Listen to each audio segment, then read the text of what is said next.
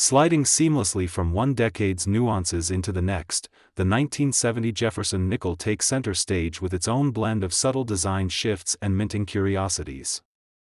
Struck amid a period of rising metal costs and shifting mint techniques, this nickel quietly slipped into coin rolls yet managed to surprise those who know exactly what to look for. As you lean in with your loupe, you'll discover that this coin's story extends far beyond its face value. Each detail etched in steel and copper whispers a chapter of mid-century minting lore that can translate into real value once you crack its code. Back in 1970, the United States Mint continued to deploy Robert A. Moore's portrait of Jefferson on the obverse, but the reverse scene of Monticello was still undergoing microscopic tweaks. While the core design remained unchanged, subtle alterations in die polishing and hub doubling introduced variations collectors now chase eagerly. Production took place at Philadelphia and San Francisco, with no Denver Mint output that year. The Philadelphia facility turned out approximately 463 million business strikes, while San Francisco released around 5 million proofs. These numbers suggest abundance, but what lies beneath the surface of those numbers is a handful of prized anomalies that can be worth exponentially more than face value. One of the standout quirks for the 1970 issue is the double die obverse, catalogued in specialist guides as DD1 through DD4 depending on the doubling's intensity and location.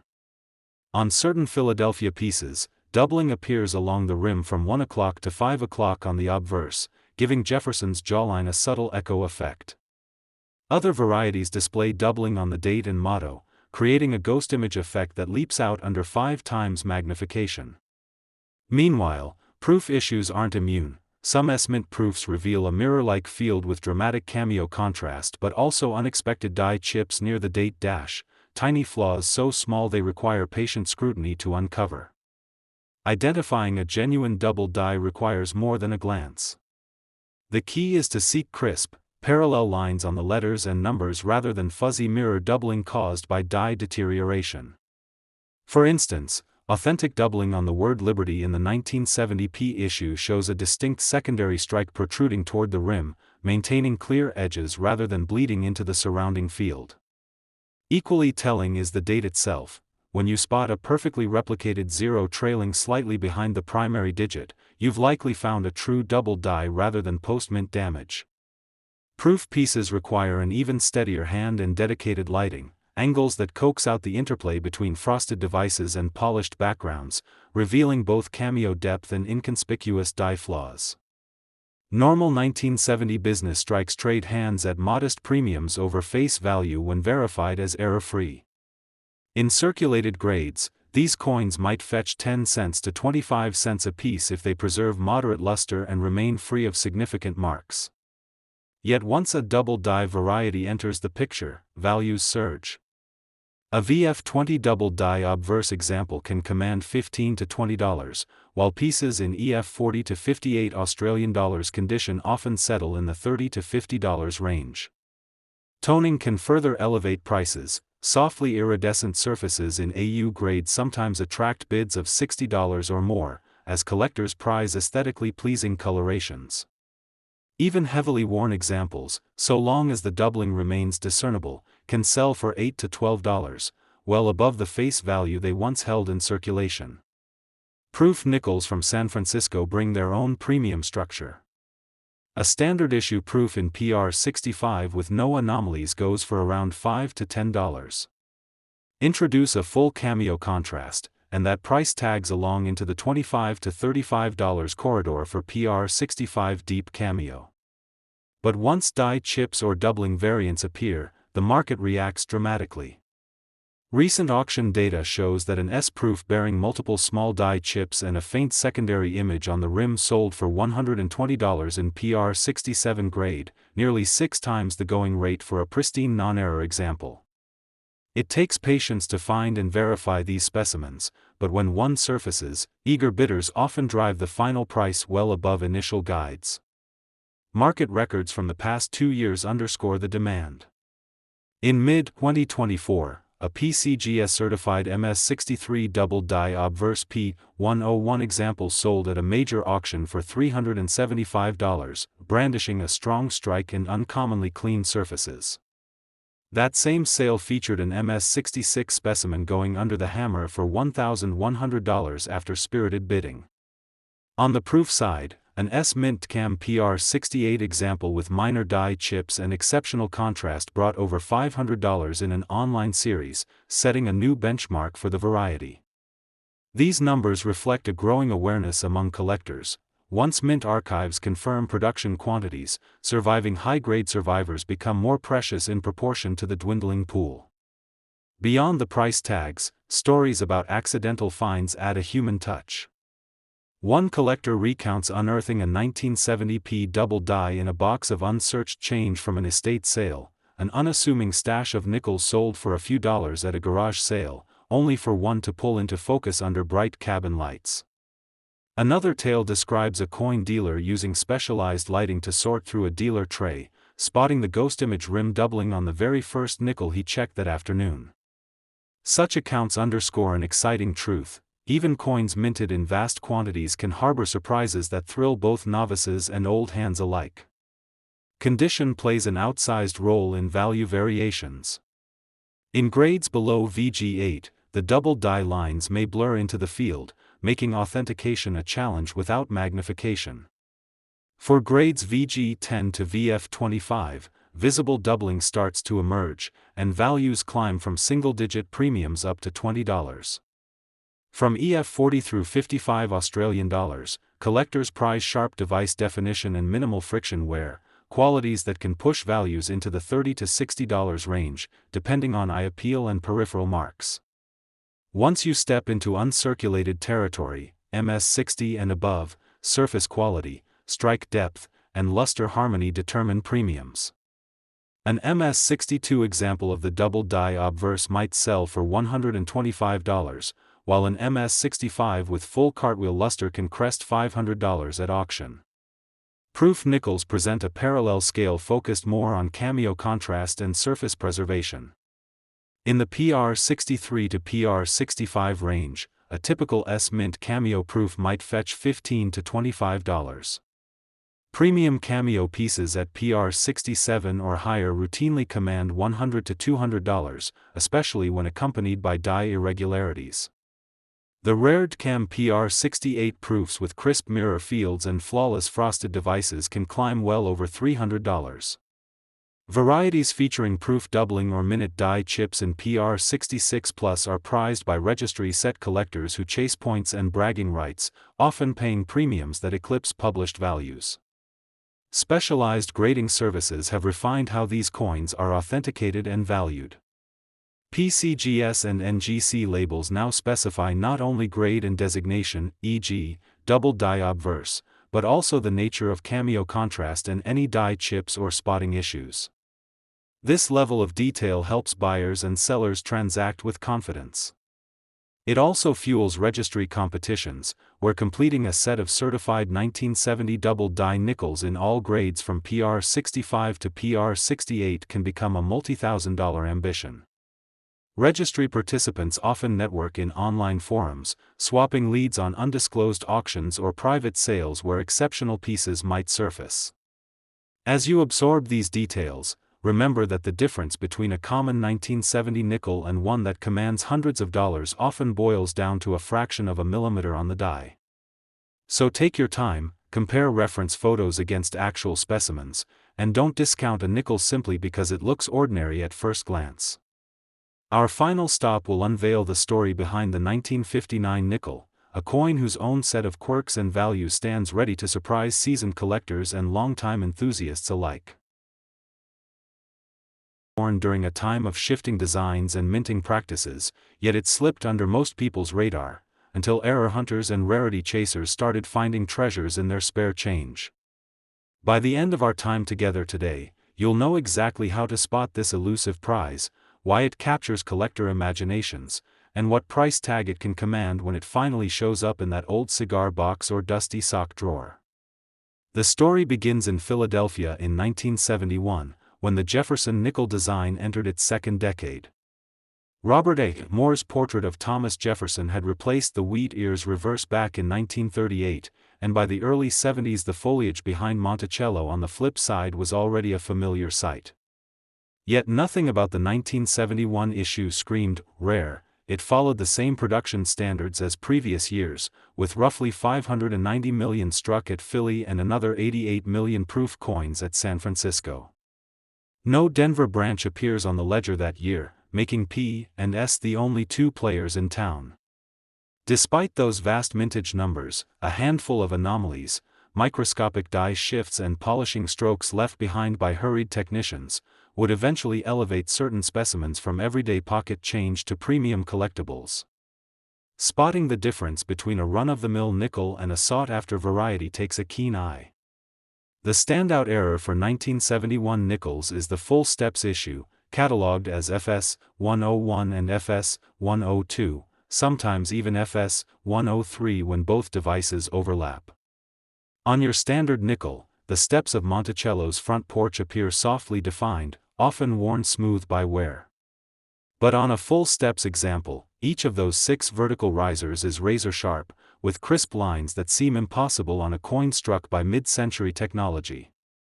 To make things trickier, there's also a doubling phenomenon on some proof coins, where Jefferson's shoulder and the letters in Liberty bulge slightly outward. Rarity peaks when you find a proof coin bearing both full steps and doubling, a trifecta that can astonish even seasoned collectors. What really drives collectors wild is discovering one of these special nickels in circulated condition.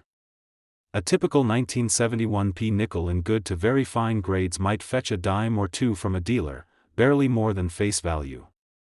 But a full steps die variety in high circulated grades, XF 40 to 58 Australian dollars, can climb into the $20 to $35 range, depending on how sharp those steps remain. In uncirculated mint state, prices jump dramatically. An MS-60 FS 102 might go for $60, while an MS-65 example routinely sells for $150 or more. Proof full steps nickels, particularly those with deep cameo contrast, regularly exceed $200 in pristine PR65 condition, and double die variations in PR67 plus can eclipse the $500 mark at auction. Digging into auction records reveals an even sharper picture of demand. In late 2023, a 1971 S-Proof FS 901 double die obverse in PR68 deep cameo closed at just under $1,200 on an online bidding platform, more than double its estimate. Earlier that same year, a raw full steps MS-66 hit $275 in a small local auction, attracting bidders from across the country once images circulated on social media forums. For high-grade proof nickels exhibiting both types of errors, prices have broken the $2,000 barrier. Sliding from the late 60s into the Eisenhower era, the 1959 Jefferson nickel carries a story of design transition and mint experimentation that has captivated collectors for decades. Struck just a year after the Jefferson portrait replaced the Roosevelt dime's half-century run, this nickel blended familiar imagery with newfound attention to detail. At a glance, it seems unremarkable, 5 cents in your palm, clad in copper nickel-clad steel core, but take a closer look, and you'll uncover quirks and varieties that can transform it from everyday pocket change into a highlight of a seasoned collection. The origin of the 1959 nickel points back to Philadelphia, where all business strike production took place. Denver didn't resume Jefferson nickels until 1968, and San Francisco confined its output to proofs. Roughly 146 million of these coins rolled off the presses at Philly, alongside about 5 million proofs struck at San Francisco. Despite those hefty numbers, the mint's polishing practices and occasional hub doubling left behind tiny anomalies that only sharp eyes or strong loops can pick out. Those anomalies, full steps on Monticello's rear stairs, double dies on the motto and date, and occasional misplaced mint grease spots, now define the rarest survivors. One of the most prized varieties is the full steps issue, catalogued FS 101 through FS 103, where all 6 steps of Monticello's portico exhibit razor-sharp definition. Full steps coins are uncommon because the mint didn't always pressure test the dies to ensure full metal flow into the step devices. When you spot a specimen with deep, crisp risers on those rear stairs, you've likely uncovered a full steps variety, which in circulated grades can command 5 to 10 times the value of a common nickel. Equally fascinating are the double die obverse examples. Some show clear doubling on Liberty and the date, creating a slight ghosting effect that jumps out under magnification. Values for these varieties depend heavily on condition. A typical, well-worn 1959 nickel without notable errors trades at or just above face value. Dealers often bundle them for 10 cents to 15 cents a piece. But a full steps piece in good grade might sell for $5 to $10, while examples in fine to very fine condition routinely bring $15 to $25. As you approach the about uncirculated AU threshold, prices spike, and $58 full steps can fetch $60, and an MS-60 specimen often starts at $75. Once you hit MS-63 and above, collectors chase the sharpest details and unblemished surfaces, pushing MS-65 coins past the $200 mark, with rare MS-67 examples selling for $500 or more at major auctions.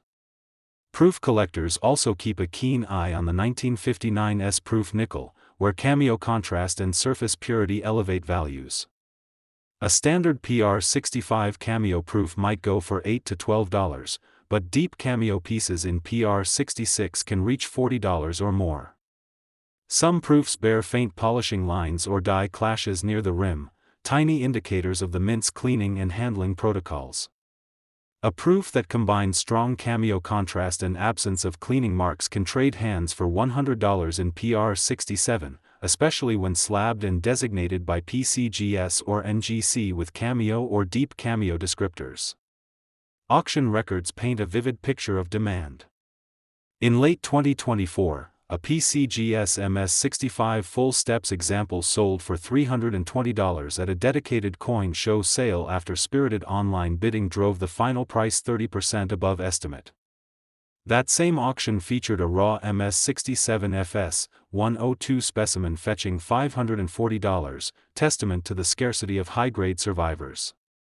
On the proof side, an NGC-certified PR67 DCAM proof closed at $125 in a specialized collector forum sale, highlighting how registry enthusiasts prize cameo depth and flawless fields.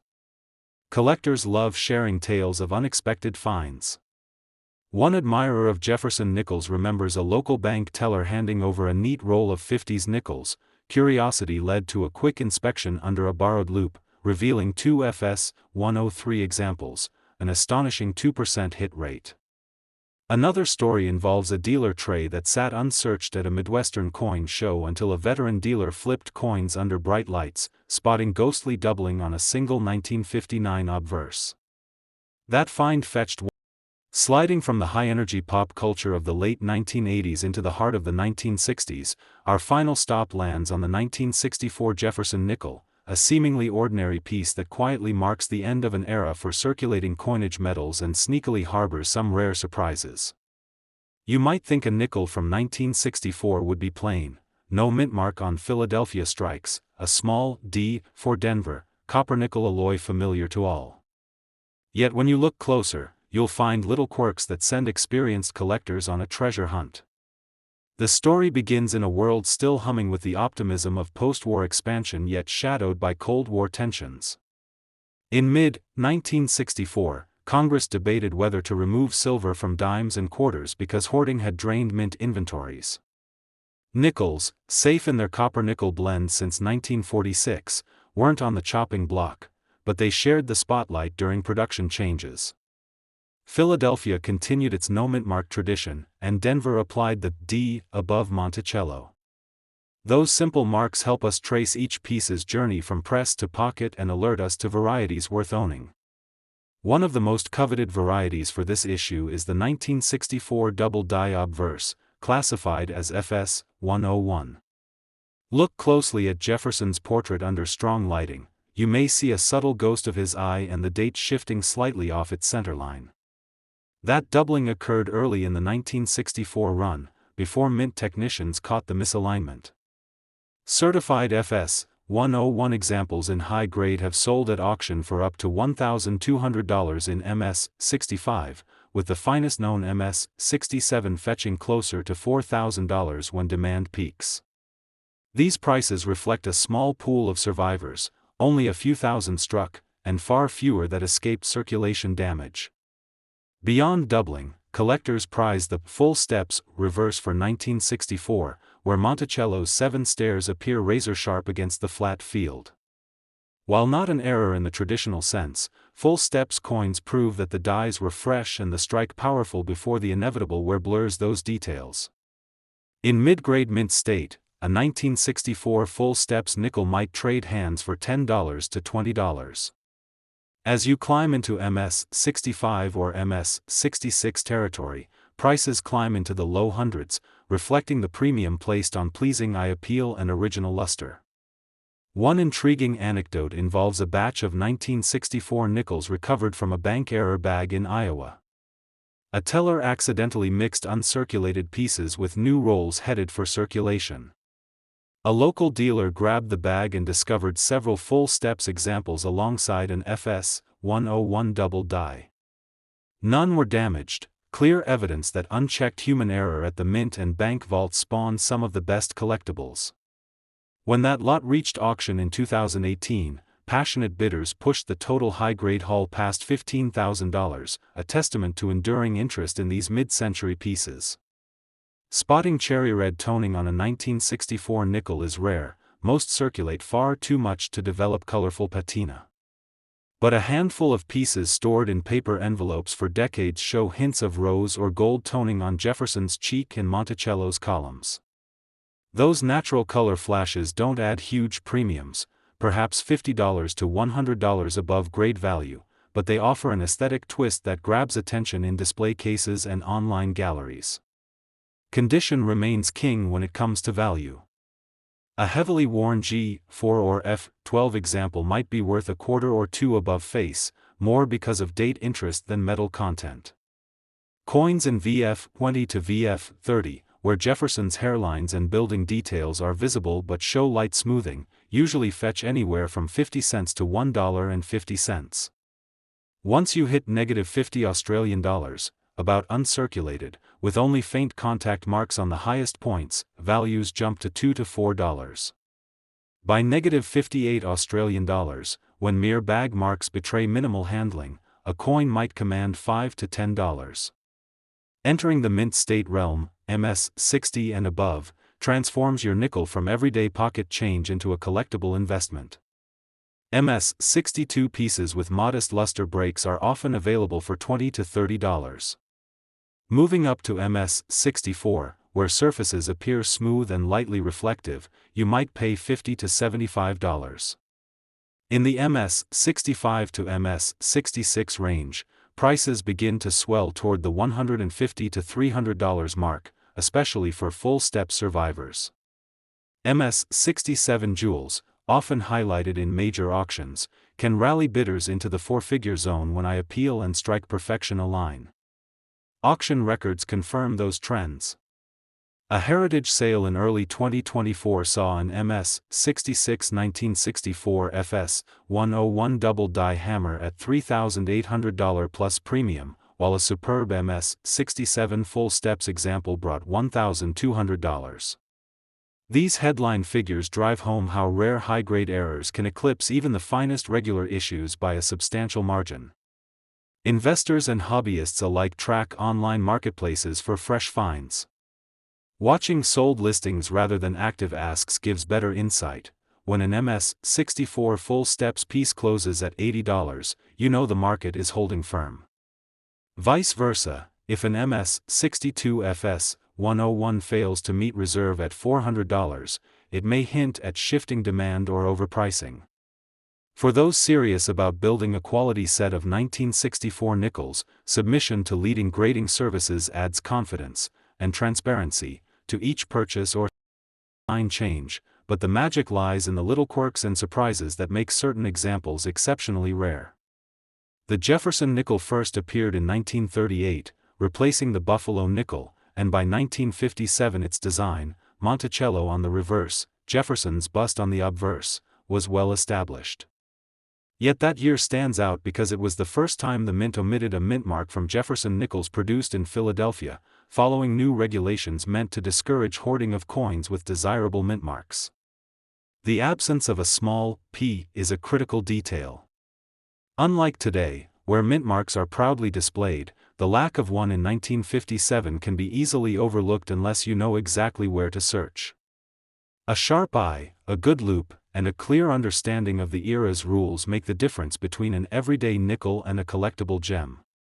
A first run of 1,957 nickels came off the Philadelphia press without any mint mark at all, but a subset of those coins was saved by sharp-eyed mint employees who realized the P had been accidentally omitted.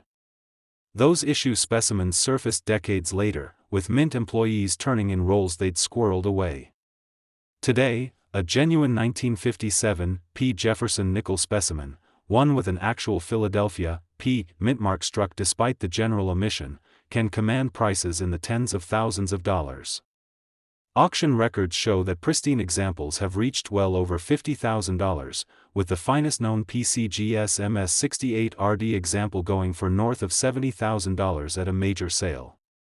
Even coins graded in the mid-60s, like MS65, routinely fetch five-figure sums because collectors prize the anomaly and the story. Beyond that fascinating mint mark error, regular 1,957 nickels in top condition can also be surprisingly valuable. While a worn example pulled from circulation might be worth a cool 50 cents or a few dollars, an uncirculated specimen in mint state can stretch into the hundreds or even low thousands. Auction houses report that MS63 specimens often sell in the $50 to $100 range, but once you move into MS65 territory, values jump quickly into the mid-hundreds. By MS67, we're talking well over $1,000. Even the subtlest differences in strike quality, luster, and surface preservation can translate to significant value boosts. One quirky story involves a handful of 1,957 nickels discovered in a forgotten bank vault in the Midwest. A local collector acquired a small lot of these coins in the early 2000s and later realized that one of them bore a faint die crack near the date, something so minor it eluded initial inspections. That coin ended up in a private collection with a five-figure valuation due to its uniqueness. It's a reminder that, beyond mint marks, there are die varieties and small planchet flaws that can elevate a common coin into a treasured rarity. Identifying a genuine high-grade 1957 nickel requires attention to several details. Start with the date itself. The digits should look crisp, with fully formed serifs on the numerals. Examine Jefferson's cheekbone and jawline. A strong, well-defined Q shoulder points to a sharp strike. Look at the details on Monticello, specifically, the columns and windows. If those elements are softened or flattened, you're likely looking at a lower grade, which affects value. Uncirculated surfaces should display original mint luster, a satiny sheen that shifts in the light. Any hint of smoothing or contact marks will drag the grade down and, consequently, the price. The story of the Jefferson nickel also intersects with broader historical themes. Released during President Eisenhower's first term, these coins circulated through a booming post-war economy marked by the rise of interstate highways and rock and roll music. They jingled alongside first-run transistor radios and early televisions. If a nickel could talk, the 1957 specimens would tell tales of gas pumps at 25 cents a gallon and 5-cent movie tickets. That tangible link to mid-century America adds an emotional layer for collectors, beyond mere metal content or face value. Finding a 1957 nickel in truly mint condition is